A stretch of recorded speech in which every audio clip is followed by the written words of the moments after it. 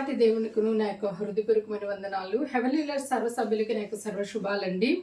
మరి గడిచిన కొన్ని నెలలు కావచ్చు, మరి వారాలు కావచ్చు, కొన్ని వీడియోస్ నేనైతే మీ ముందుకు తీసుకురాలేకపోయానండి. మరి కొన్ని అనివార్య కార్యాలు బట్టి, కారణాలు బట్టి మరి ఇక్కడైతే చక్కగా ఈరోజు దేవుని యొక్క వాక్యము కొన్ని విషయాలు మనము చాలా క్లుప్తంగాను మరి ధ్యానం చేసుకుందాం, విందాం. మరి ఎంత దేవుని వాక్యం విన్నా, మరి మనం విశ్వసించినా అది మన మేలుకి, మన జీవితానికి, మన కుటుంబానికి ఎంతగానో ఆశీర్వాదకరంగా ఉంటుంది. అయితే ఈరోజు మనం చక్కటి మాటని మనం దేవుని యొక్క మాటని గుర్తు చేసుకుందాం. ఇది గద్దింపుగా తీసుకుంటారో, మరి దేవుని యొక్క హెచ్చరికగా తీసుకుంటారో, దేవుడు మాట్లాడడంగా తీసుకుంటారో, మరి వినే మీ యొక్క అభిప్రాయాలను బట్టి కూడా ఉంటుందండి. మరి ఇక్కడ మరి వాక్యం అయితే మనం చూద్దాం. మత్తయి సువార్త మరి చక్కటి మాటను మనం చూద్దామండి. 13వ అధ్యాయము 15వ వచనము. మరి ఇక్కడ వాక్యం నేను చదువుతున్నాను.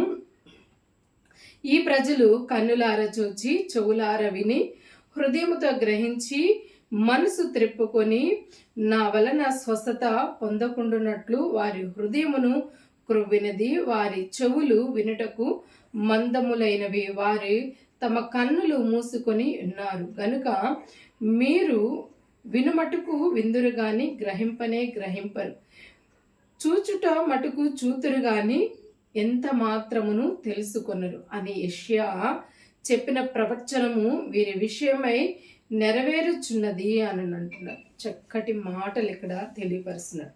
16 కూడా నేను కంటిన్యూ చేస్తున్నానండి. అయితే మీ కన్నులు చూచుచున్నవి గనుక అవి ధన్యములైనవి, మీ చెవులు వినుచున్నవి గనుక అవి ధన్యములైనవి.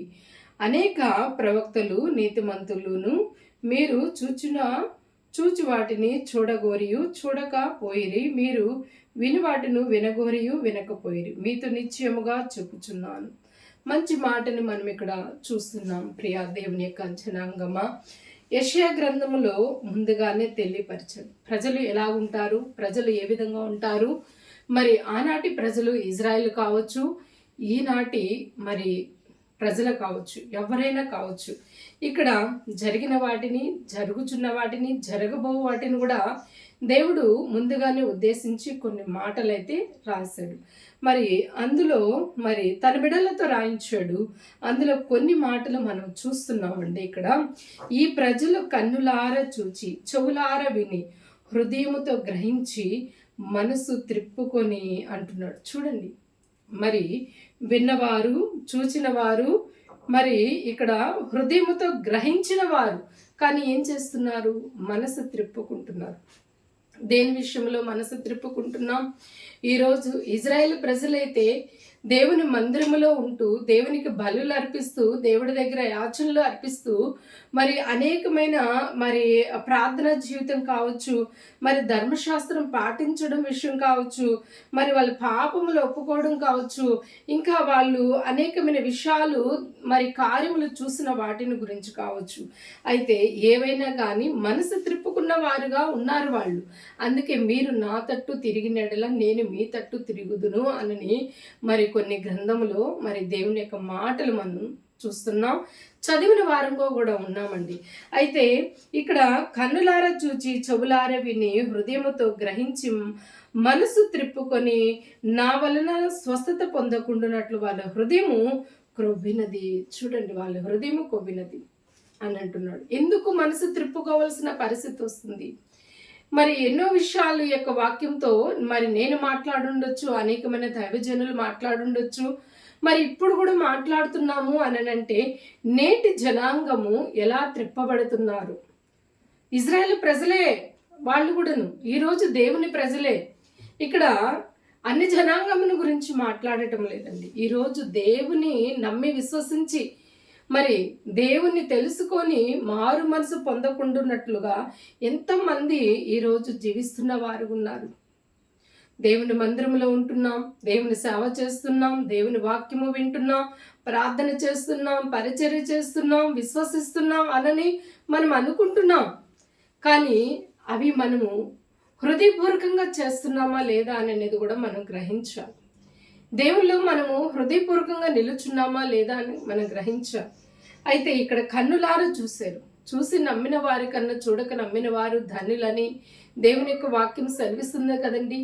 ఈరోజు దేవుని వాక్యము మనం ఎంత చక్కగా మనము విన్నాం, ఎంత చక్కగా మనము మరి చదువుతున్నాం, ఎంత చక్కగా మనము ప్రార్థన చేస్తున్నాం. కానీ చక్కగా చక్కగా చక్కగా అని అంటున్నాం. మరి ఆ చక్కగా ఉండే క్రమము ఈరోజు క్రమము తప్పిన మార్గంలో నడుస్తున్నారు. వాళ్ళు మనసు మార్చుకుంటున్నారు. లోకం వైపు, లోక మాటల వైపు, లోక ఆశల వైపు, లోక యొక్క స్నేహాల వైపు, మరి అనేకమైన మాటల వైపు వాళ్ళ హృదయం మార్చుకుంటున్నారు. ఈర్ష్యలు, కోపాలు, ద్వేషాలు, మరి అసూయలు, మరి ఎన్నో విషయాలలో వాళ్ళు మునిగి తేలుతున్న వారుగా ఉన్నారు. క్రమంగానే అక్రమమైన జీవితాలలో జీవిస్తున్న వారు ఉన్నారు. ఇది తప్పు, ఇది కరెక్టు, ఇది రైటు అని చెబుతున్నా కూడా అది సరి చేసుకోలేని జీవితాలలో ఉంటున్నారు. ప్రార్థనలో ఉన్న వాళ్ళే, దేవుని విశ్వసించిన వాళ్ళే, విశ్వసించిన వారు దేవుడు వచ్చే పర్యంతం వరకు మరి విశ్వాసముతో, నమ్మకముతో, విధేయతతో ప్రార్థన జీవితం కలిగిన వారు ఉండాలి. అందుకే కదా భూమి మీద నేను వచ్చేటప్పుడు విశ్వాసమును కనుగొందునానని దేవుడు అంటున్నాడు కదా. ఇక్కడ కూడా ప్రభువే అంటున్నాడు, ప్రభువే మాట తెలియపరుస్తున్నాడు. ముందుగా చెప్పబడిన వాక్యము నెరవేర్పులోకి వస్తున్నది. ఇజ్రాయెల్ యొక్క ప్రజలు ధర్మశాస్త్రముని చదివిన వారు, ధర్మశాస్త్రముని మరి ఎరిగిన వారు, మెస్సయ్య భూమి మీదకి వస్తారు అని వాళ్ళు తెలుసుకున్న వాళ్ళే. కానీ విశ్వసించలేకపోయారు, నమ్మలేకపోయారు, కన్నులారా చూశారు. ఆయన నమ్మిన పిల్లలే ఆయన్ని సిలువ వేశారు. ఈరోజు ఎంతమంది సంఘాలకి వ్యతిరేకకరంగా నిలుస్తున్నారు, ఎంతమంది కుటుంబాలకి వ్యతిరేకకరంగా నిలుస్తున్నారు, ఎంతమంది భర్తలకి భార్యలు వ్యతిరేకకరంగా నిలుస్తున్నారు, ఎంతమంది భార్యలకి భర్తలు వ్యతిరేకకరంగా నిలుస్తున్నారు. ఒకసారి గమనించాలి. తల్లిదండ్రులు బిడ్డల పట్ల, బిడ్డలు తల్లిదండ్రుల పట్ల ఎంత వ్యతిరేకకరంగా ఉన్నారు. అయ్యా అమ్మా, దేవుని జనాంగమా, ఈరోజు దేవుడు నీతోనే మాట్లాడుతున్నాడు, ఈరోజు నాతోనే మాట్లాడుతున్నాడు. దేవుని యొక్క వాక్యము రెండంచెలుగల ఖడ్గము, చెప్పేవారికి ఉంటుంది, వినేవారికి ఉంటుంది, ప్రకటించే వారికి ఉంటుంది, పరిచర్య చేసే వారికి ఉంటుంది. కాబట్టి మనం చాలా జాగ్రత్తగా ఉండాలి. కన్నులారా చూచి చెవులారా కూడా విన్నవారుగా కూడా ఉన్నారు. ప్రవక్తలు తెలియపరిచిన మాట, ప్రవక్తలు ధర్మశాస్త్రమునే చదివేవారు. ఎజ్రా చదవలేదా? అనేకమైన ప్రవక్తలు చదవలేదా?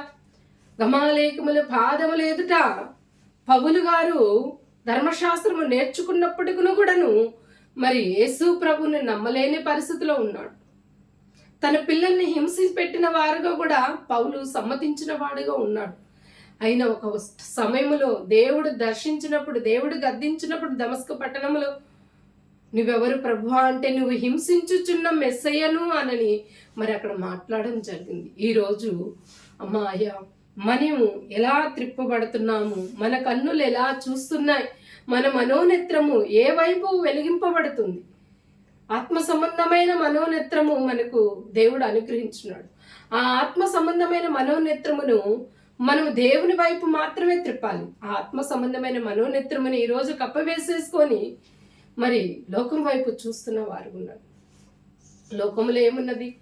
నేత్రాశ ఉన్నది, జీవపడము ఉన్నది కదండి, శరీరాశ ఉన్నది, ధన భోగాలున్నాయి. మరి వీటి వైపు మనసులు అనేది త్రిప్పుకుంటున్న వారు ఉన్నారు. చెవులార విన్న వాక్యమేనండి. అందుకే ఇక్కడ అంటున్నాడు, చెవులార విని హృదయంతో గ్రహించిన వాక్యమే.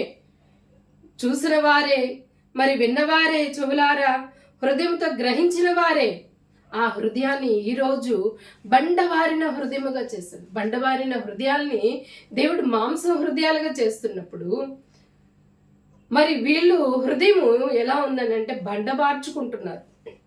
అయ్యో ఇజ్రాయేల్లారా, నా మాట వినినడలా ఎంత మేలు అన్నట్టు. దేవుని మాట మనం వింటున్నామా ప్రియ జనాంగమా? దేవునిలో మనం నిలిచి ఉంటున్నామా? చూడండి, అపోస్తుల కార్యంలో కూడా మనం ఒక మాట ఇక్కడ మనం చదువుదామండి. అపోస్తుల కార్యంలో మరి 28వ అధ్యాయము 26, 27 వచనం కూడా ఇక్కడ తెలియపరుస్తుంది. మీరు వినుట మటుకు విందురు గాని గ్రహింపరు అంటున్నాడు. చూడండి, వింటారు గ్రహించరు. మరి వాళ్ళు ఏ ఆలోచనలో దేవుని సన్నిధిలో ఉంటారో మరి తెలియదు కానండి. వాక్యం ఏమి చెబుతున్నారు, మనం ఏమి చదువుతున్నాం, వాక్యములో ఉన్న పరమార్థం ఏమిటి అనేది గ్రహించరు. వాళ్ళ మైండ్లో మనసులంతా అసూయలు, కోపాలు, ద్వేషాలు, మరి ఆ యొక్క విభేదాలు, ఆ యొక్క సినిమాలు, ఆ యొక్క షికార్లు, ఆ లోకముచ్చట్లు, లోకాశలు, మరి ఫ్రెండ్స్, మరి మరి ముసలమ్మ ముచ్చట్లకి తావిచ్చేదానికి సమయం కోసం ఎదురు చూస్తున్న వారు ఉన్నారు. అమ్మాయ్య, ఈరోజు మనం ఏ పరిస్థితిలో ఉన్నాం, మనం ఏ స్థితిలో ఉన్నాం, మన యొక్క జీవితం, మన కుటుంబం ఎలా ఉందో పరిశీలన చేసుకుంటున్నామా? ఒక ఫంక్షన్లో కావచ్చు, ఒక కార్యక్రమంలో కావచ్చు, మరి ఒక పెళ్ళిళ్ళలో కావచ్చు, మరి ఏదైనా కావచ్చు, మనము ఏమి వింటున్నాం, వాక్యము ఏమి తెలుసుకుంటున్నాం, ఏమి గ్రహిస్తున్నాం, ఏమి సరి చేసుకుంటున్నాం, ఏమి మన సాక్ష్యము కాపాడుకుంటున్నాం అనేది కూడా గమనించాలి. అందుకే ఇక్కడ అంటున్నా, గ్రహింపరు చూచుటకు చూచుట మటుకు చూతురు గాని కాననే కానరాలని ఈ ప్రజల ఎద్దుకు వెళ్ళి చెప్పుము అంటున్నారు. ఈ ప్రజల ఎద్దుకు వెళ్ళి చెప్పుము. చూస్తారు కానరారు. చూడండి ఎంత భయంకరమైన బాధతో రాస్తున్నారు ఈ మాటలు కదండి. ప్రజలకు చెప్పుము అంటున్నాడు. యేసు ప్రభు వచ్చి నేను మీకోసం వచ్చాను అని అంటే నమ్మలేదు. ఆది అపోస్తులని ఏర్పాటు చేశారు, అన్ని జనాంగానికి చెప్పమంటున్నాడు. ఈరోజు అన్ని జనాంగాని కోసం పౌలు ఎంచబడిన వ్యక్తిగా, ప్రత్యేకింపబడిన పౌలుగా ఉన్నాడు. ఆ పౌలు ఇక్కడ రాస్తున్నాడు. ఈరోజు నువ్వు నేను కూడాను ఇజ్రాయేలుతో సమానులుగా మరి అంటగట్టబడిన జీవితంలో మనం ఉన్నాం. అయితే ఈరోజు పరిశుద్ధాత్మ దేవుడు మనతో కూడా మాట్లాడుతున్నాడండి. ఈ ప్రజలు కన్నులారా చూచి 27వ వచనంలో చెవులార విని మనసార గ్రహించి నా వైపు తిరగవల్లని స్వస్థత పొందకుండునట్లు వారి హృదయము క్రొవ్వినది. చూడండి, వారి హృదయము క్రొవ్వినది. ఎంత బాధతో ఈ మాటలు రాస్తున్నారు చూడండి. బాగు చేసుకోకుండా ఉంటున్నారు. శారీరకమైన స్వస్థత కాదండి, శారీరకమైన స్వస్థత దేవుడు కలిగిస్తాడు, డాక్టరు కలిగిస్తాడు. హృదయం అనే స్వస్థత బాగు చేసుకోవాలి. మరి వాక్యము మంచి ఉపదేశము మనకిస్తుంది, మంచి ఉపదేశం. ఆ ఉపదేశము ఆరోగ్యకరమైన బోధ అని కూడా మనకి చూపిస్తుంది తిమోతి పత్రికలో. మాయ ఈరోజు ఆరోగ్యకరమైన బోధ ఈరోజు నీ యొద్దకు వస్తుంది, నా యొద్దకు వస్తుంది. ఆ ఆరోగ్యకరమైన బోధని ఈరోజు మన హృదయములు నాటబడి, మన హృదయములు స్థిరపరచుకొని దేవుని వైపు చూసే వారంగా ఉండాలి. ప్రార్థనలో, సహవాసములో మరి ఎడతెగక మనము జీవిస్తున్నప్పుడు నిజంగా మనం అంచెలంచెలకు ఒక్కొక్క మెట్టు మనం ఎదుగుతాం. చూడండి, మనం దేంట్లో ఎదుగుతున్నాం? మిడిమిడి జ్ఞానంలో ఎదుగుతున్నాం, తొందరపాటి హృదయంతో ఎదుగుతున్నాం, తొందరపడి మాట్లాడడంలో ఎదుగుతున్నాం, జనాలు అసహించుకునే రీతిలో ఎదుగుతున్నాం, వీళ్ళు దేవుని జనాంగమా అనిపించే రీతిలో ఎదుగుతున్నాం కదా. వీళ్ళేనా దేవుని పిల్లలా అనే ఆ విధానంలో అవమానించుకున్న పరిస్థితుల్లో ఎదుగుతున్న దేవునికి అవమానం.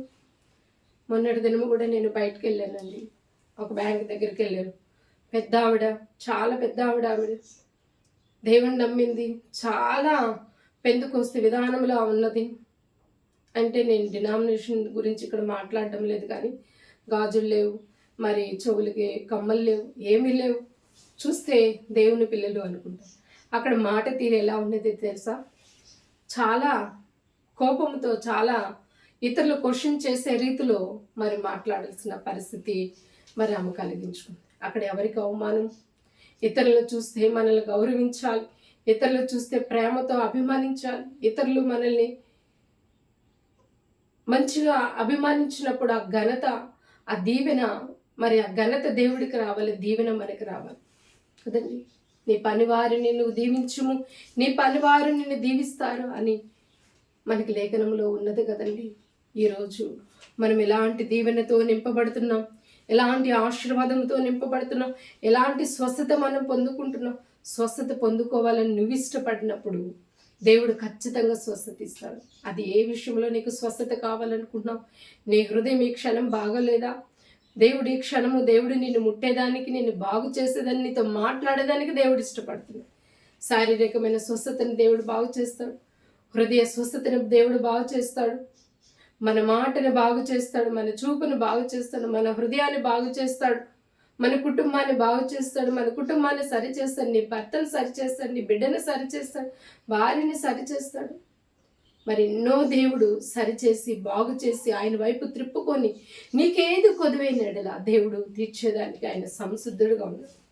ఈరోజు సంఘములో నాటబడిన ఒలివ మొక్కవలే నువ్వు ఉన్నప్పుడు, సంఘంలో ఒక మూల స్తంభంగా నువ్వు ఉన్నప్పుడు, నిన్ను నువ్వు తగ్గించుకొని దేవుని హెచ్చించుకొని మనస్తత్వంలో మనం ఉన్నప్పుడు అదెంతో దీవెనకరం, అదెంతో నీ కుటుంబానికి ఆశీర్వాదం. నీ జీవితంలో కార్యము జరగట్లేదు, నీ కుటుంబంలో కార్యము జరగట్లేదు అని అంటే దానికి కారణం ఏంటి? మన మాట కావచ్చు, మన తలంపులు కావచ్చు, మన ఆలోచనలు కావచ్చు, మనకి స్థితి పరిస్థితులు కావచ్చు, ఏదైనా కావచ్చు.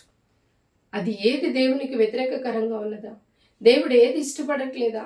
ఏది నాలో బలహీనత ఉన్నదా? ఆ బలహీనత ప్రభువా చూచుచున్నావా? దేవుడు నీవే కదా ప్రభువా, నీవే తీసివేయి, నీవే సరిచేయి, నీవే బాగు చేయి. ఒక్కసారి దేవుని మాట దేవుడి దగ్గర నువ్వు మోకరించి ప్రార్థన చేయి. దేవుడి దగ్గర ప్రతిది కూడా ఒప్పుకో. దేవుడి దగ్గర ప్రతిది కూడా మారు మనసు పొందు. దేవుడు ఖచ్చితంగా నీ జీవితంలో గొప్ప కార్యం చేస్తాడు. ఇదిగో ఇక్కడ ఇలాంటి పరిస్థితిని మనం తొలగించుకుందామండి.